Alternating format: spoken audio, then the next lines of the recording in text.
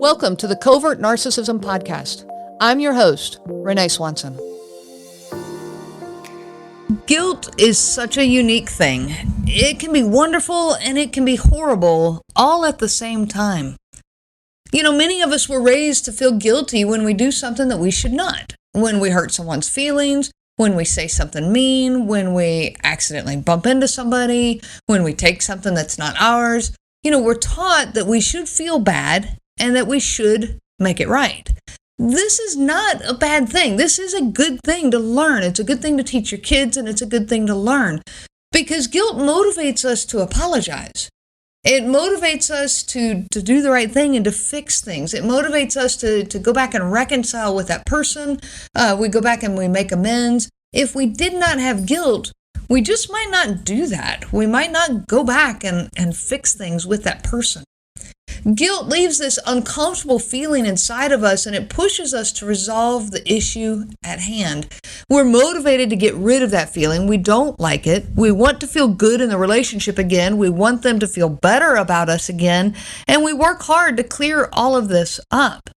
And in fact, maybe we start working hard to avoid feeling guilty in the first place. But we do this by changing our behavior. We do this, to get better, to work on ourselves, to be more aware, to be more conscientious. And we do this so that we don't ever hurt someone again. I don't want to make that person feel bad like that again. So I'm going to be a little more careful with my tongue. And we try to avoid things that we know will hurt people we love and people we care about. But when we're dealing with a covert narcissism, having guilt can be a real problem. Guilt, like I've just said, is not a bad thing. It is a good thing. But when you're with a covert narcissist, now all of a sudden this is not so true. Because they are expert manipulators of this guilt. They will use this good trait against you in extreme ways. I'm Renee Swanson, your host of the Covert Narcissism Podcast. I'm also the founder of the Covert Narcissism Group. It's an online support group in Facebook for victims of covert narcissism. If you have not joined that group, please come find us. You will find some amazing support there from people who get it, people who have lived that nightmare. Now let's talk about guilt. A covert narcissist, they don't really feel guilt. They don't feel bad when they hurt your feelings. They don't ever seem to feel guilty for any of their actions. They don't feel bad when they talk sharply at you or when they yell at you. They don't feel bad when they throw things or scare you or try to intimidate you. They don't feel this guilt, and this guilt is what I'm talking about, is this motivator to correct one's own behavior. But they do know how to manipulate your guilt. They are experts at this. They are experts at making you feel guilty for everything. They will make you feel guilty for something you did or didn't do. They will make you feel guilty for something you said or didn't say. They'll make you feel guilty for something that's just a normal part of life, a normal part of being human. They might even make you feel guilty for something that they did, for their own faults and their own shortcomings. If they hit you, it might be because you forgot to take the trash out. If they are yelling at you, it might be because you weren't listening to them properly or attentively. If they throw something, it's because you said hi to some guy in public earlier that day. Or if they rage at you, it's because you didn't answer their question in the way that they wanted it to be answered. All of this is your fault. Everything is your fault. Forget the fact that they just hit you, yelled at you, threw something at you, they're raging at you. They don't feel guilty for any of that part of it.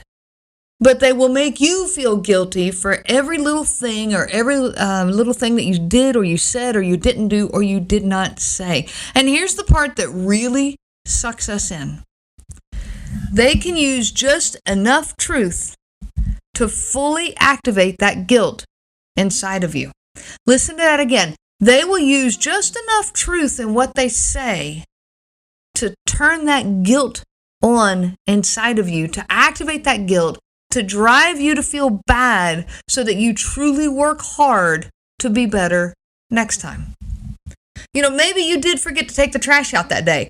Well, come on, okay. I have forgotten to take the trash out before, so be it. We all do that. It happens. It happens to everyone that sometimes you just forget to take the trash out. But okay, so you forgot. Now he hits you? What? Why should you feel more guilty about not taking the trash out than he does for the fact that he just hit you. Okay, maybe you weren't really listening right in that moment of a conversation that you could have been having with him. And in fact, you zoned out a little bit. And guess what? We all do that. And so you zoned out, and now he's completely justified in yelling at you and belittling you and making a huge deal out of this? No. Maybe you did say hi to a guy earlier at the grocery store or whatever, and it was just a friendly gesture to someone in public. I know for me, I'm really an extremely friendly person. I love to smile at people and to greet them with a quick hi. There's nothing wrong with that. Some people are more prone to doing this than others. I recognize that. But that doesn't mean I think that everybody should do it. And I don't judge people that they don't. But it does not make it okay for him to now throw something to try to scare me or to intimidate me because I said hi to some guy in a grocery store. So again, I feel more guilty for saying hi to that guy than he does for throwing something to scare me. Maybe, yes, I could have answered his question better or said something better. We all have things that we could have said better, or I actually want to challenge that word better. Maybe you could have said it differently. What one person thinks is better, actually another person might find much worse. It's perspective. Everyone's perspective is different. So if he is now convincing you that you could have said something better or that his way of saying it is better, please know that while you could have said it differently, yes, of course that's true, this does not necessarily make it better. We all can say things, anything, every word that comes out of our mouth, a million different ways.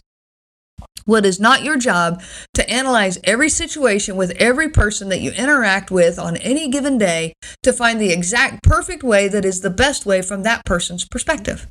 You can't do that. That's not possible. It would drive all of us completely insane. Just understand you have to consider that too in all of this. And now let's add to that, you feel guilty about not saying something better or differently, and you feel more guilty for that than he does for raging at you. He's completely justified in raging at you because you could have said it differently. Like I said, there's just enough truth in what they are saying that turns on our guilt, that manipulation, that drive that we have inside to be a better person. There's just enough truth that it turns on that guilt reaction inside of you. It activates that desire inside of you to be a better person, to continue improving yourself, to become more aware, more sensitive, more compassionate, to be paying more attention to other people's needs. That's not a bad drive, but it's so dangerous. And it's so dangerous when you're with a covert narcissist because they will turn it on against you. It's not a bad thing to have a driving force within you to be a better person. It is not a bad thing to want to be more aware, more sensitive, more compassionate, and so on. These are good things. But in an abusive situation, you actually will become willing to accept all of that blame then. All of it, 100%. Him yelling, him hitting, him throwing things, him intimidating you, him talking, so meanly and cursing at you, all of these things. But in your mind, you shift from seeing that reaction to seeing how you can work more on you. Your focus becomes how to improve you. And this is exactly what they want. Exactly. Because now they are off the hook. Now you might be apologizing to them. Well, I'm sorry that I forgot to take the trash out. You're right, I did. I'm sorry that I could have said that better. I think maybe you're right. It would have sounded better this way. You are apologizing to them, and they now feel completely justified in their behavior. They don't have anything to work on. They don't need to work. What do they need to work on? This is all on you. You clearly are the one with the problem. You are the one that has all this internal work to do, and you're the one that needs to fix things. And off you go. You're back working on you, back trying to figure out how you can be better, and back to figure out how if you can be perfect in every situation, then this person will never get mad or upset. And that's all on your shoulders. Take a step back and think about this. You are saying this is all your fault. You are accepting that inside of you every time you step back and try to make things better from your side and more perfect from your side and overlook that reaction he's having or justify it. My husband used to tell me that he's never known anyone who works so hard at improving themselves as I do. And from him, he was saying this as a compliment. But yet, once again, it was a manipulation.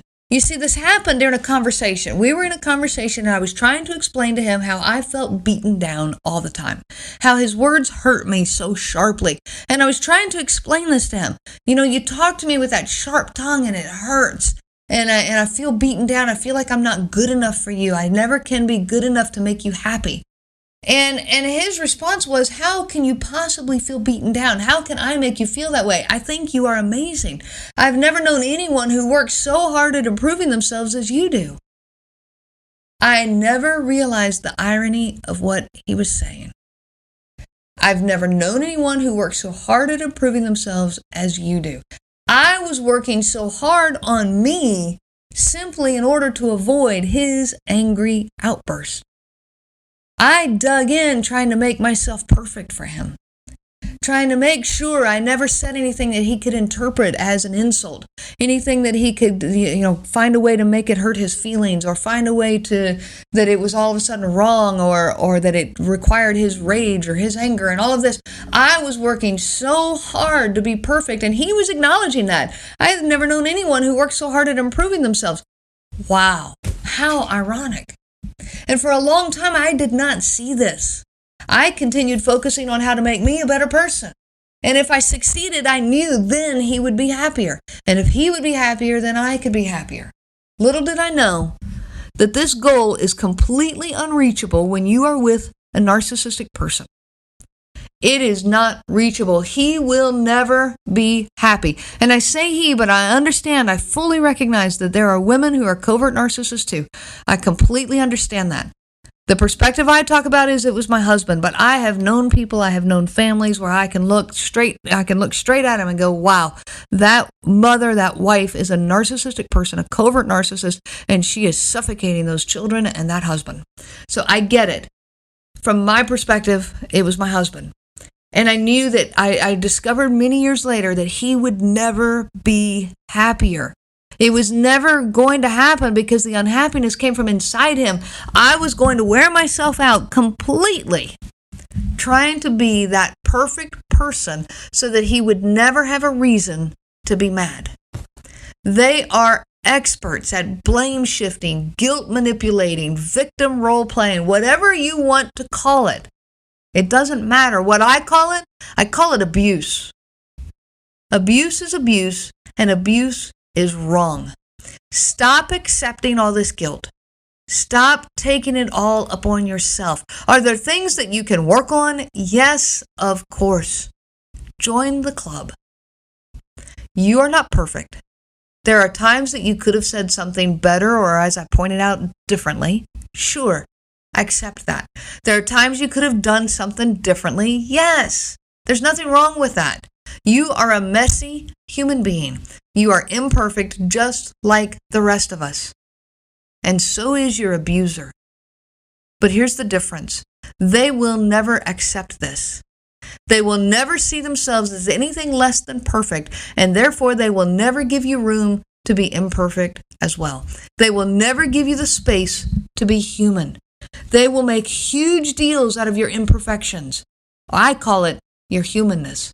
They will use it against you again and again. They will magnify it. They focus on it. They throw it in your face over and over. We all do things that come across wrong. We all do things or say things that hurt the other person's feelings. We don't mean to. It isn't that we're messing up. It's just that we are human. Another part of being human is reconciliation. It is a beautiful part of our journey as a human being. It actually brings us closer to those with whom we can reconcile. It is giving each other the freedom and the space to be less than perfect. We extend it to that other person and we extend it to ourselves as well. They do the same thing. Reconciliation is amazing. But this narcissistic person that's in your life will never give you the space to be human. They will never give you the space to be less than perfect, and they are wrong. They want you to give that space to them, but they do not have it inside themselves to give it to you. This is abuse, and this is wrong. It is not okay. It is never okay for your partner to belittle you in this way. It is not okay for them to yell at you, curse at you, throw things at you, scare you, intimidate you, rage you, all these things that are going on. None of this is okay, and none of this is your fault. I hope that this encourages you to take a good look at this guilt manipulation that is being used against you. Take a step back and see it for what it is. Rewind the story just a little further back. Yeah, maybe you forgot to take the trash out. That's okay. But that does not give him permission then to hit you or to yell at you or to curse at you. Okay, look at the full picture here. I wish you so much peace on your journey of healing. You have been listening to the Covert Narcissism Podcast with your host, Renee Swanson. Be sure to check out our website at www.covertnarcissism.com. There you will find many resources just for you to help you on this journey. You can also reach out to me by email at Renee, RENEE, at cnglifecoaching.com. Those letters are CNG, as in Covert Narcissism Group. I do look forward to hearing from you. I wish you so much peace on your journey of healing.